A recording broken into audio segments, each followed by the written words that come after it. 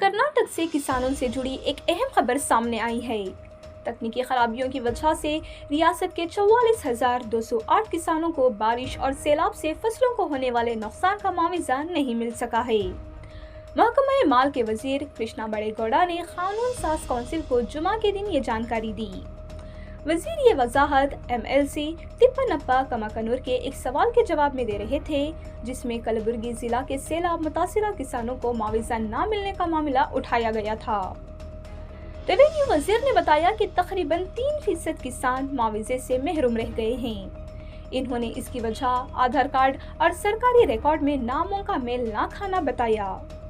इनके मुताबिक कई किसानों के आधार में दर्ज नाम ज़राअती महकमे के रिकॉर्ड में मौजूद नामों से मुख्तलिफ हैं, जिसके बाद अदायगी मुमकिन नहीं हो सकी। वजीर ने यह भी बताया कि कलबुर्गी जिला में 3.23 लाख हेक्टेयर रकबे में फसलों के नुकसान की रिपोर्ट दी गई थी, जिसके लिए स्टेट डिजास्टर रिस्पांस फंड के तहत 250.97 करोड़ रुपए जारी किए गए हैं। रियासत भर की बात करें तो महकमा माल के वजीर के मुताबिक सैलाब से मजमूई तौर पर 14.21 लाख किसान मुतासिर हुए थे।